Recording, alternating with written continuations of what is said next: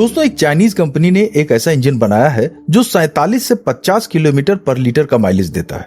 और ये कोई कॉन्सेप्ट कार नहीं है या कोई फ्यूचरिस्टिक एक्सपो में रखी हुई शोपीस नहीं है, बल्कि ये एक असली कार है जो प्रोडक्शन लाइन से निकल रही है और जिसे Guinness book of world record ने खुद टेस्ट करके इसे ऑफिशियल सर्टिफाइड भी किया है।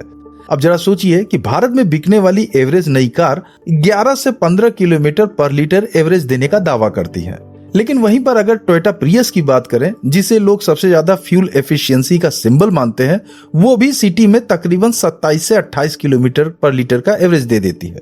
लेकिन भैया, यहाँ पे ये नया इंजन उससे भी डबल माइलेज दे रहा है और इसके पीछे कोई टोयोटा, होंडा, फोर्ड या जनरल मोटर्स नहीं है।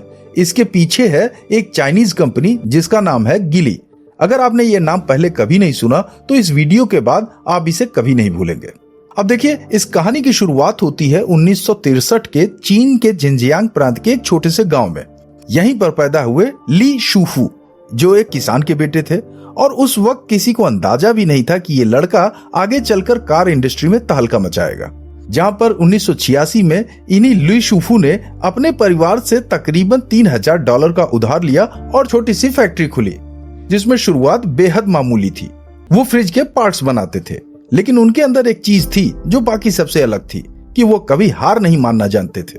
ऐसे में 1994 में उन्होंने एक ऐसा ऐलान किया जिसका लोगों ने काफी मजाक उड़ाया, जहां पर उन्होंने कहा कि वो अब कार बनाएंगे, जबकि न उन्हें कोई एक्सपीरियंस था, न कोई फैक्ट्री सेटअप था और न ही कोई इंजीनियरिंग बैकग्राउंड, न ही कोई बड़ा इन्वेस्टर। ऐसे में जब एक रिपोर्टर ने उनसे पूछा कि ये भैया, कार बनाना तो बेहद मुश्किल है, आप कैसे बनाओगे, तो उन्होंने बस एक ही जवाब दिया कि कार को तो बस 4 पहिए चाहिए और 2 सोफे। और इस तरह से इंडस्ट्री के लोग इसे मजाक समझकर भूल गए। लेकिन ली शिफू नहीं रुके। अब वक्त आता है वर्ष 2001 का, जहां पर उनकी कंपनी गिली पहली प्राइवेट चाइनीज कंपनी बनी जिसे चीन में गाड़ियां बनाने का लाइसेंस मिला। लेकिन ये तो बस शुरुआत थी। उन्होंने 2007 में फोर्ड मोटर की कंपनी को एक चिट्ठी लिखा और वोल्वो खरीदने का ऑफर दिया, जिसे फोर्ड कंपनी ने मजाक समझते हुए पूरी तरीके से नजरअंदाज कर दिया। फिर वक्त आया 2008 का, जहां पर डेट्रॉइट ऑटो शो में ली शूफू खुद पहुंचे और उन्होंने फिर से वही कोशिश की, लेकिन फिर से ठुकरा दिया गया। हालांकि ली शूफू के प्रयास में कहीं भी कोई कमी नहीं आई और इसी प्रयास में 2009 में उन्होंने सबसे ज्यादा तैयारी के साथ फिर से वापसी की और आखिर में 2010 में उस गांव के किसान के बेटे ने $1.8 बिलियन में वोल्वो को खरीद लिया। और इससे पूरी दुनिया हैरान रह गई, क्योंकि एक यूरोपियन ब्रांड जिसकी अपनी एक शान थी और वो अब एक चाइनीज स्टार्टअप के हाथ में है। लेकिन ली शूफू यही नहीं रुके। 2018 में उन्होंने डेलमर यानी कि मर्सिडीज बेंज की पेरेंट कंपनी के तकरीबन 10% शेयर खरीद लिए और इस तरह से वो मर्सिडीज बेंज के सबसे बड़े इंडिविजुअल शेयर होल्डर बन गए। और आज गिली ग्रुप के पास Volvo, Polestar, Lotus, Lynk and Co जैसे और कई ब्रांड्स भी हैं। और भैया, यही जुनून, यही इंजीनियरिंग, यही एम्बिशन है जिसने वो इंजन बनाया है जिसके बारे में हम अभी बात कर रहे हैं। लेकिन इंजन की बात करने से पहले यह समझना जरूरी है कि असल में प्रॉब्लम क्या थी।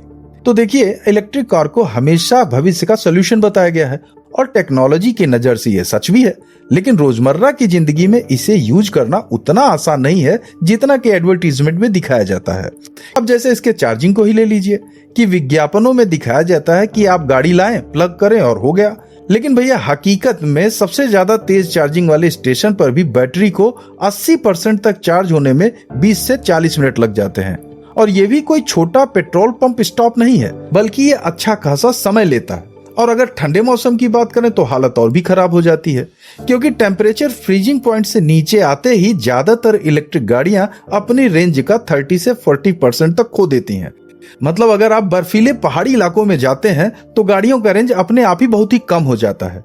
यानी कि जिस गाड़ी की रेंज 300 मील बताई गई थी, वो ठंड में सिमट कर सिर्फ 180 मील ही रह जाती है। और ऊपर से बैटरी के रिप्लेसमेंट का खर्चा जो $10,000 से $20,000 तक का आ जाता है।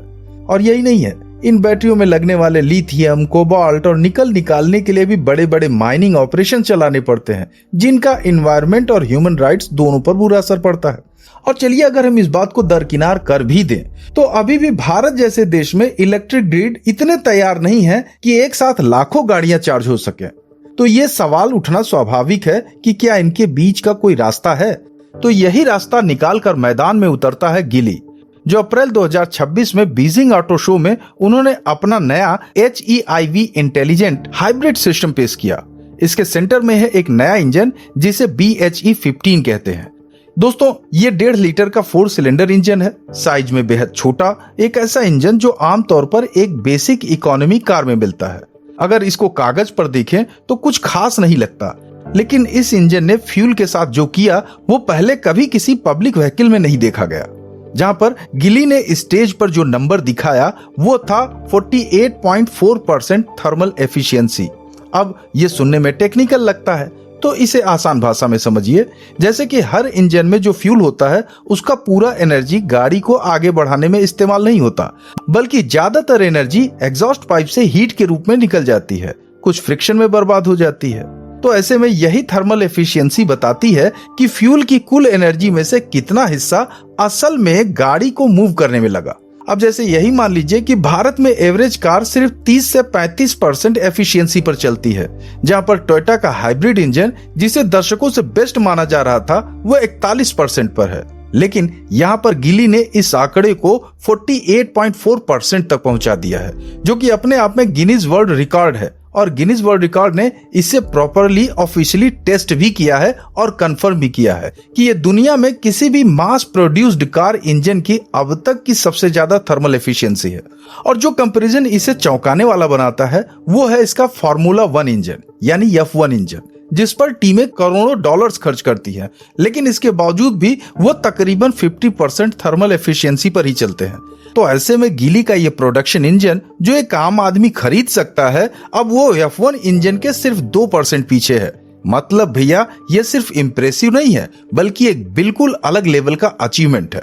खैर, लेकिन सिर्फ टेस्ट बेंच पर ही अच्छा परफॉर्मेंस काफी नहीं होता, असली टेस्ट तो सड़क पर होता है, जहां पर गिली ने इस BHE15 इंजन को एक 308 हॉर्स पावर के इलेक्ट्रिक मोटर के साथ जोड़ा और इसके साथ एक AI powered energy management system लगाया, जो रियल टाइम के ड्राइविंग कंडीशन को देखकर इंजन और मोटर के बीच वर्कलोड बांटता रहता है।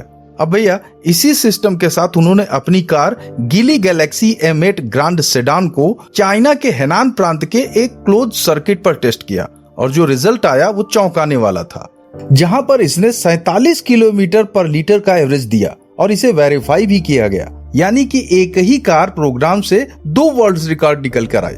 और इस तरह से डेट्रॉयट और टोक्यो में अब तक यही माना जाता था कि हाइब्रिड टेक्नोलॉजी बस एक ब्रिज है, एक टेम्परेरी स्टॉप, जो आखिरकार फुल इलेक्ट्रिक फ्यूचर की तरफ ले जाएगा। लेकिन गिली ने दिखा दिया है कि ये ब्रिज जितना सोचा गया है उससे कहीं ज्यादा लंबा और कहीं ज्यादा कैपेबल है। मतलब जिन कंपनियों ने हाइब्रिड टेक्नोलॉजी को पुराना ख्याल समझकर इग्नोर कर दिया था, वो अब खुद को सालों पीछे पा सकती हैं, जबकि करोड़ों कस्टमर्स इसी टेक्नोलॉजी को चुनने वाले हैं। तो इस तरह से जिस लड़के ने 1997 में सिर्फ ये कहने पर हंसी का पात्र बना दिया था, आज उसी लड़के ने मानव इतिहास का सबसे फ्यूल एफिशिएंट प्रोडक्शन इंजन बनाया है। जो इंडस्ट्री कभी उस पर हंसती थी, उसे अब अगला पूरा दशक ये सोचने में लगाना पड़ेगा कि इस चुनौती का जवाब कैसे दिया जाए, क्योंकि ड्राइविंग का भविष्य डेट्रॉयट में तय नहीं हुआ है, टोक्यो में तय नहीं हुआ है, ये तय हुआ है चीन के जोंगहाऊ शहर में। और अब ये बड़ी ऑटोमोबाइल कंपनी को ये सोचना पड़ेगा कि आगे क्या करना है। फिलहाल चाइना की इस टेक्नोलॉजी के बारे में आप क्या सोच रहे हैं, अपनी राय हमें कमेंट बॉक्स में जरूर दें। और अगर ये वीडियो अच्छा लगा हो तो लाइक, शेयर, सब्सक्राइब और हाइप करना बिल्कुल न भूलें। मिलते हैं अगले दिलचस्प वीडियो में, तब तक अपना ख्याल रखिए। जय हिंद।